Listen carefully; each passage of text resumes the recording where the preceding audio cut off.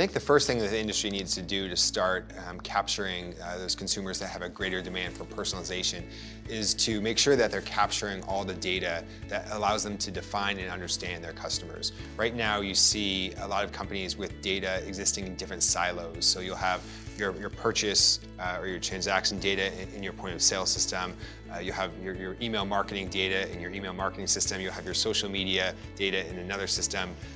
Maybe your reviews in a completely different system, and those systems aren't talking to each other. And so you don't know, when someone transacts or buys something on your website, are they also a fan of my Facebook page? Or have I captured their email address? Have they opted into email marketing? So the first step, I think, is to be capturing all that data and start to connect the dots between those data points to develop a 360-degree holistic view of your customers.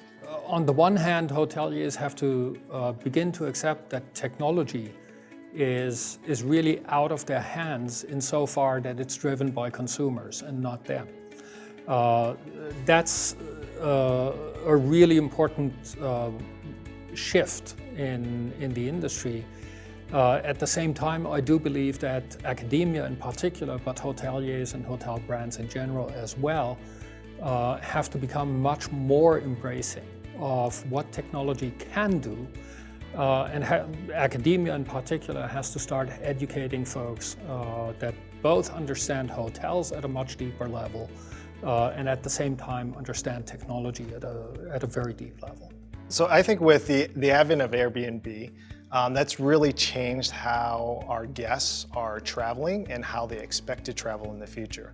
So in the hotel market of today, you really don't have a lot of optionality in the types of rooms and the type of guest experience that you have. You have the option of a king bed or a double queen, or if you should be so fortunate enough to be able to afford a suite, you have a suite option. But for other travelers where that doesn't particularly fit their need, a lot of people have turned to Airbnb, and that's why Airbnb has been a great market. And so what Y Hotel does is it brings together the value and the spaciousness and the optionality that an Airbnb product provides, but with the service and level of quality of a typical hotel, of what you would expect with a hotel. So for instance, if you are a family traveler, you have the option of putting your kid to sleep, right, in the bed and turning out the lights and sitting in the room, and hopefully you're not waking up your child, or maybe you get adjoining rooms and you can open the door and sit next door. With a product like Y Hotel, you have options of a 1-bedroom or a 2-bedroom where you can put your child to sleep in a room and still act and experience where you're at and live your life as an adult. For business travelers, right, many cases you are working late hours and you come back, and one of the worst things about business traveling is that you feel like you're living out of a suitcase. And so having the optionality to stay like you're at home, I think lessens the burden of travel. And so thinking about ways to provide a more home-like experience, but in a more consistent quality and service level is really, I think, where our travel demands and our guests are changing to. First of all, number one thing to do is offer free Wi-Fi and good Wi-Fi all across your hotel or property, right? It is too far into the future to be now charging for Wi-Fi access.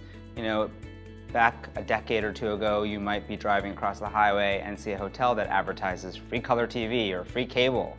Well, those days are gone, and now you can pretty much count on having a TV and access to cable in every single room. And I would tell you that most travelers and guests never turn that TV on in their room. But there's a strong expectation to have connectivity and Wi-Fi accessibility in every single room, in every single property, and they don't want to pay for that. They just expect that to be an amenity that's available to them. So number one, have strong Wi-Fi, have it available. Number two, because users are so comfortable with their mobile phones, and now they're carrying these supercomputers around in their pockets, that TV in the room becomes almost a dummy screen. So think of it rather as a mirroring device. Instead of having connectivity, apps, or cable connected into this screen, Think of it as a way for you to mirror your content on your cell phone onto these larger screens in your room and being able to interact with that technology in a lot of new ways that you weren't able to do before. So you don't have to offer Netflix. Most customers have Netflix in their mobile phone already. They just need a device in order to mirror that over to the main large screen in the room that's available. I would say number 3, this is pretty futuristic, but it's right around the corner, is having tools like artificial intelligence via Alexa devices in order to service that guest when they have certain needs.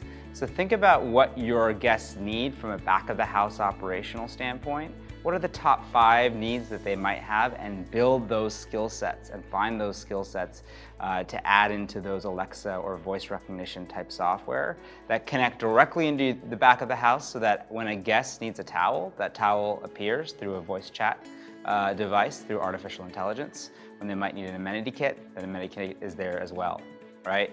If you can't afford to invest in artificial intelligence, think about having one closet on every floor that has all the amenities that a guest can access with a card key: extra towels, extra pillows, amenity kits, water, etc. This will allow some self-service that may be operationally less complex for your back of the office staff.